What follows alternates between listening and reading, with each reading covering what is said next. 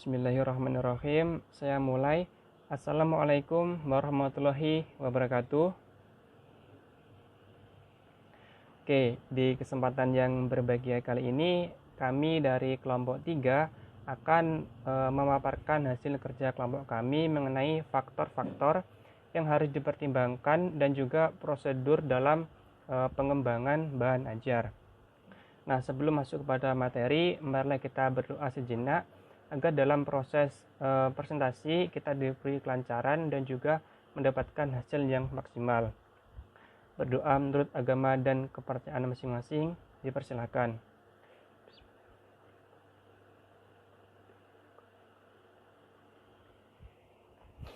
Selesai. Nah, sebelum masuk pada materi, izinkan saya memperkenalkan anggota dari kelompok saya. Yang pertama ada Mas Marus Al-Hadi, NIM 057, ada Mbak Anissa Isantianingrum, NIM 042, ada Mbak Wenita Julianti, NIM 067, dan juga ada saya sendiri, Diki Julian Pertama, NIM 009. Baik, langsung saja kita masuk kepada materi pertama, yakni faktor-faktor yang harus dipertimbangkan dalam pengembangan bahan ajar. Pengembangan bahan ajar sendiri ini memerlukan sebuah kreativitas agar supaya nanti bahan ajar yang kita kembangkan itu memiliki nilai yang unik, menarik, dan dapat meningkatkan motivasi belajar siswa. Oleh karena itu, menurut Panen tahun 2009 dalam bukunya Faktor dan Prosedur Pengembangan Bahan Ajar, dia menyebutkan ada 7 faktor yang harus diperhatikan ketika kita akan atau sedang dalam proses mengembangkan bahan ajar. Nah, faktor-faktor tersebut antara lain kecermatan isi, ketepatan cakupan, ketercenaan, penggunaan bahasa, ilustrasi, perwajahan atau pengemasan, yang terakhir adalah kelengkapan komponen bahan ajar.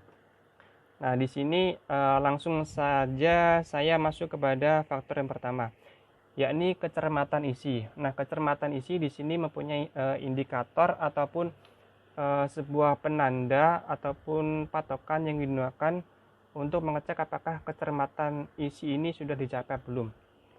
Yang pertama, kecermatan isi mempunyai indikator validitas atau kebenaran cara ilmuwan.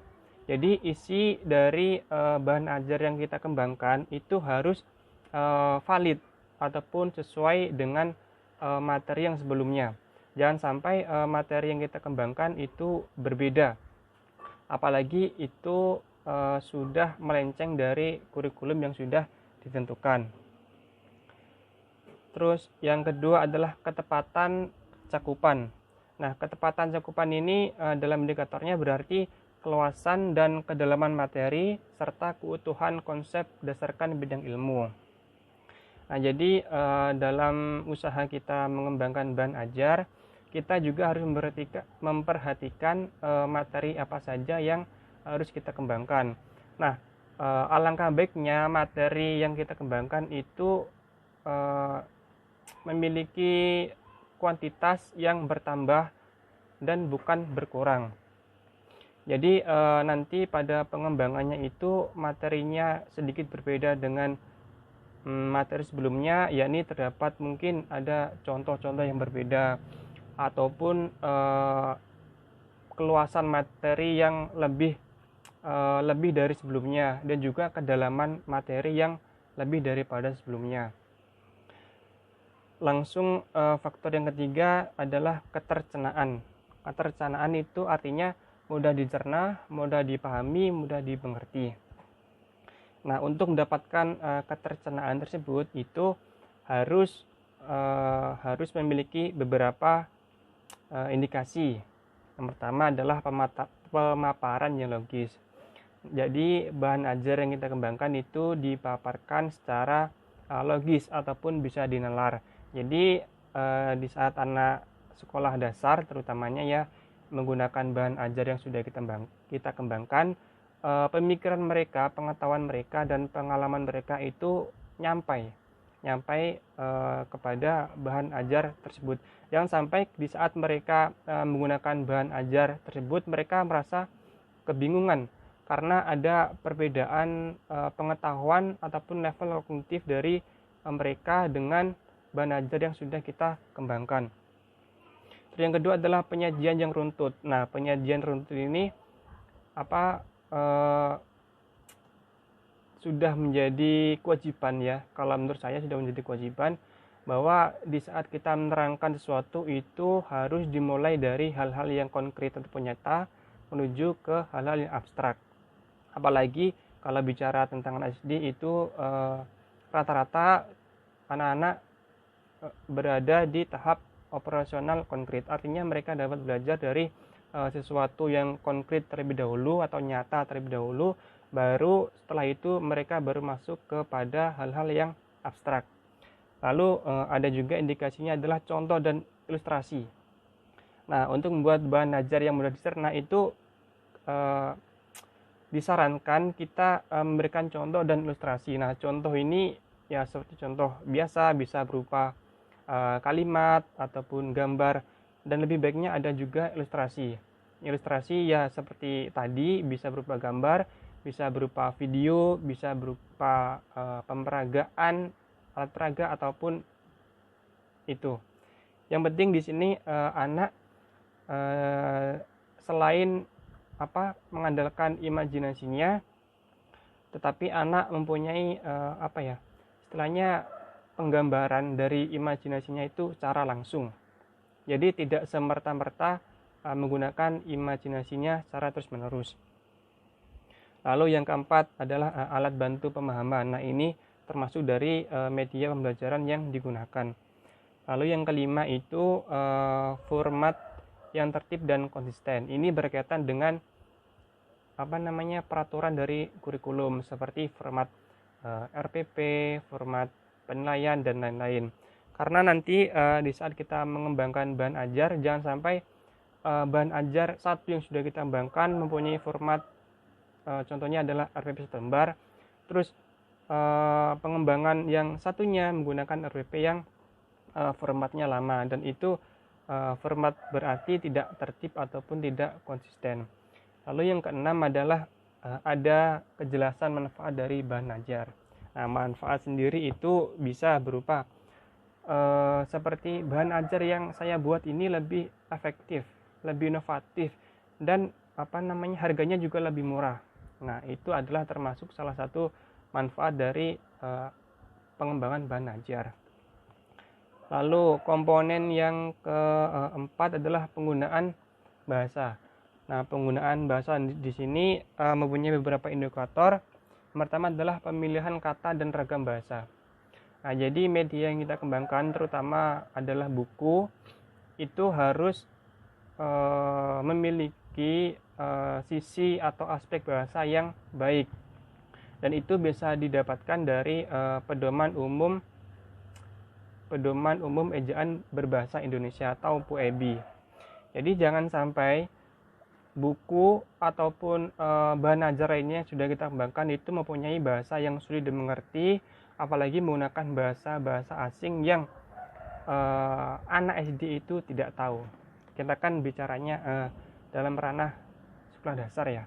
Lalu yang ketiga itu ada penggunaan kalimat efektif. Jadi bahasa ini kalimatnya efektif, tidak terlalu bertele-tele, langsung masuk kepada inti tujuan yang dimaksud.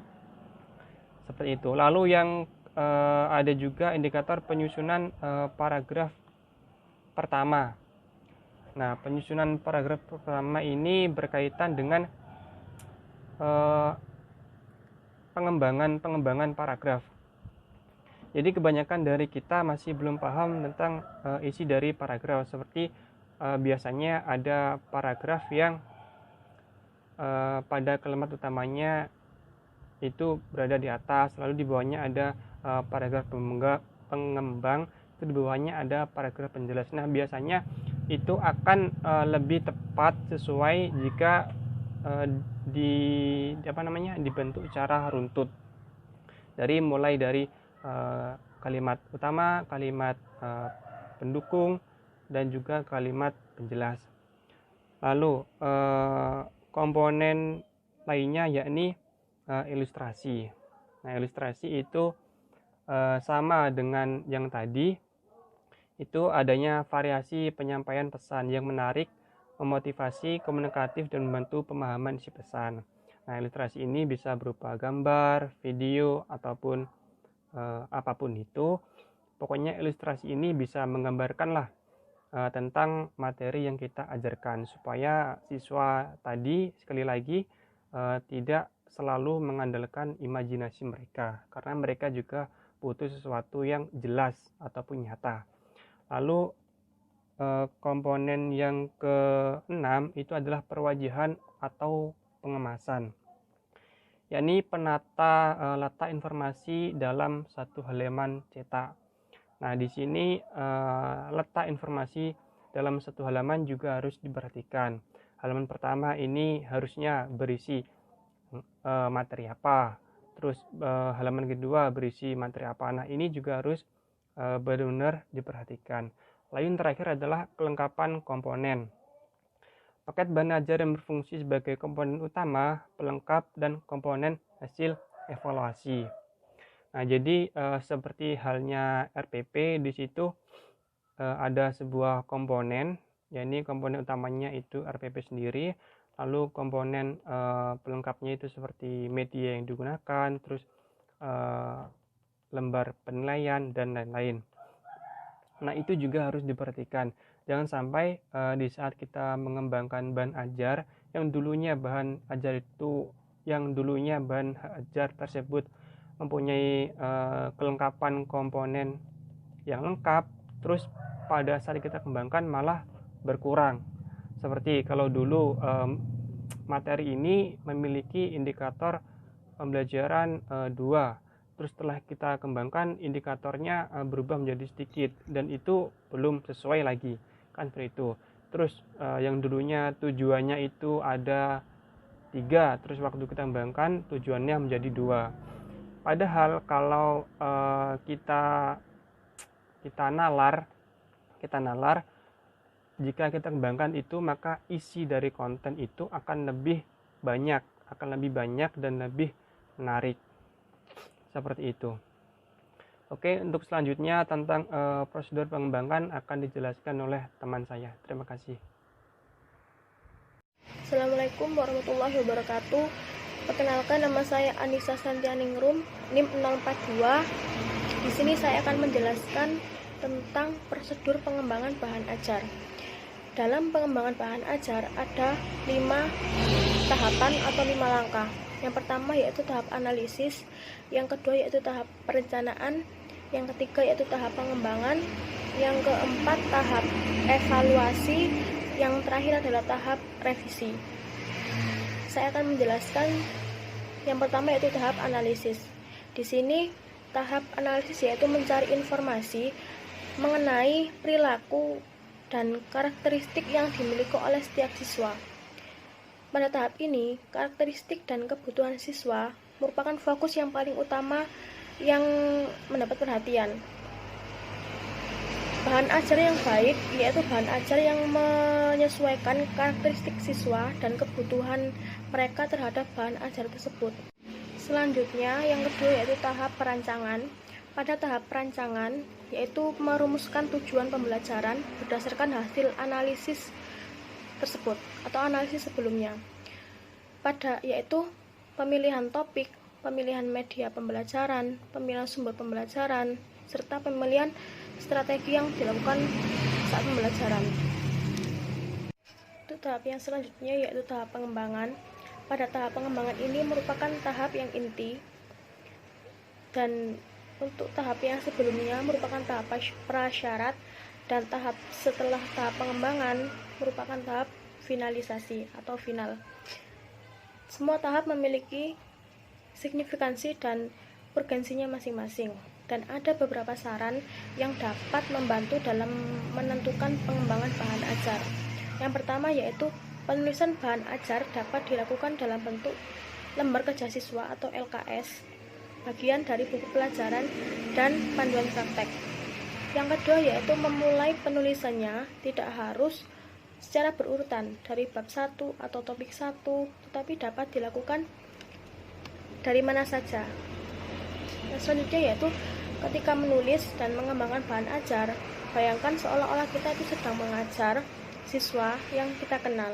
Jadi kita bisa memberikan yang terbaik untuk mereka dan bisa memberikan pengalaman yang bermanfaat dan efektif. Selanjutnya yaitu hendaknya bahan ajar yang kita kembangkan harus dapat memberikan pengalaman belajar yang baik kepada siswa. Jadi bukan bahan ajar yang justru membebani siswa dan membuatnya semakin tidak ingin belajar. Yang selanjutnya yaitu tahap evaluasi. Tahap evaluasi adalah tahap pengumpulan informasi mengenai kinerja bahan ajar yang telah dikembangkan sebagai masukan penyempurnaannya. Tahap ini dilakukan melalui 4 cara, yaitu yang pertama, telaah ahli materi, yang kedua, uji coba satu-satu, yang ketiga, uji coba kelompok kecil, dan yang keempat, uji coba lapangan. Selanjutnya ada pula tahap revisi. Tahap revisi merupakan tahap perbaikan atau penyempurnaan bahan ajar berdasarkan masukan yang diperoleh pada tahap evaluasi. Masukan pada setiap tahap evaluasi diakomodasi sedemikian rupa untuk kemudian diintegrasikan dalam proses perbaikan bahan ajar.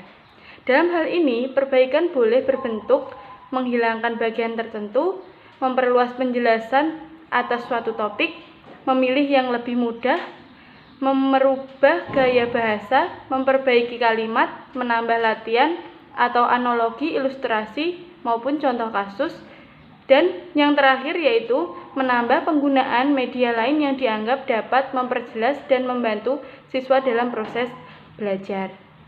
Dari kelima tahapan di atas, tahapan yang paling krusial adalah tahap kedua dan juga ketiga, yaitu tahap perancangan dan juga tahap pengembangan.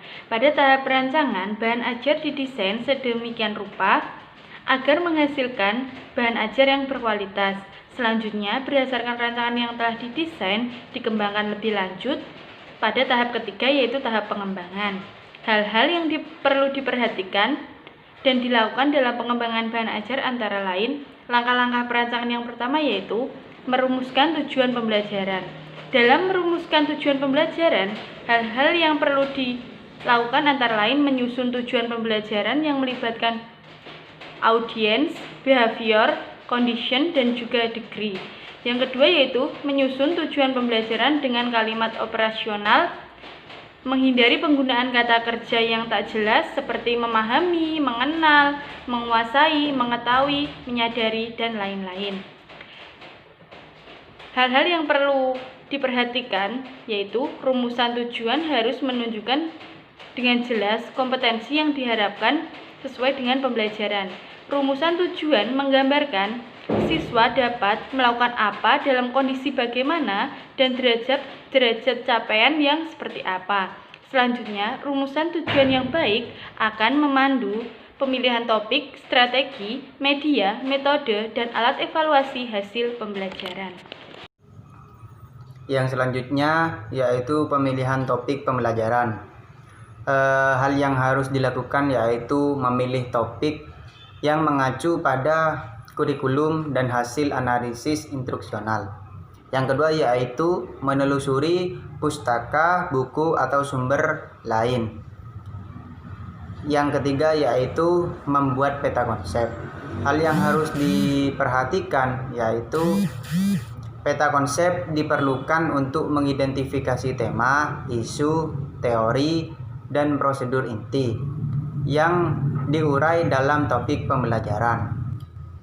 Yang selanjutnya yaitu pemilihan media dan sumber pembelajaran.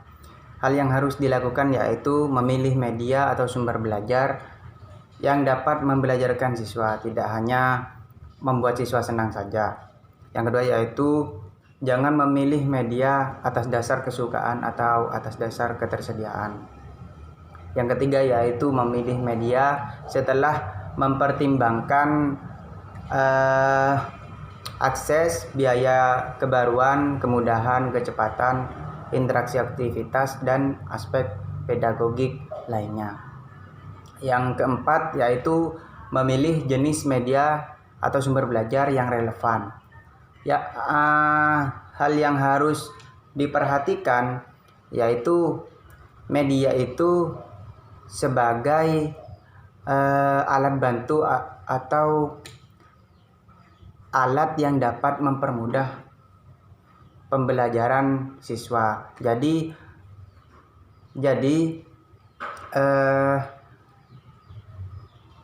pemilihan media dan sumber pembelajaran ini harus menyenangkan dan menarik. Yang kedua yaitu media harus dipilih dengan seksama dan bijaksana. Yang ketiga yaitu sumber belajar lain bisa pula tokoh masyarakat, tokoh agama, polisi, pejabat, dan politisi. Yang terakhir yaitu pemilihan strategi pembelajaran. Hal yang harus dilakukan yaitu menyusun urutan pembelajaran yang sesuai. Yang kedua yaitu merancang aktivitas belajar siswa dikaitkan dengan hakikat materi. Yang ketiga yaitu merancang urutan penyajian informasi atau topik, urutan latihan dan tugas siswa, serta contoh yang harus diberikan untuk memperjelas topik. Yang keempat yaitu merancang evaluasi formatif, sumatif yang diperlukan siswa untuk mengukur hasil belajarnya. Hal yang harus diperhatikan yaitu jenis urutan penyajian yang dipilih. Yang pertama yaitu kronologis, yang kedua yaitu geografis, yang ketiga yaitu alur berputar, yang keempat yaitu sebab akibat, yang kelima yaitu logika terstruktur, yang keenam yaitu pemecahan masalah, yang ketujuh yaitu langkah mundur. Mungkin cuma itu yang dapat saya sampaikan. Terima kasih.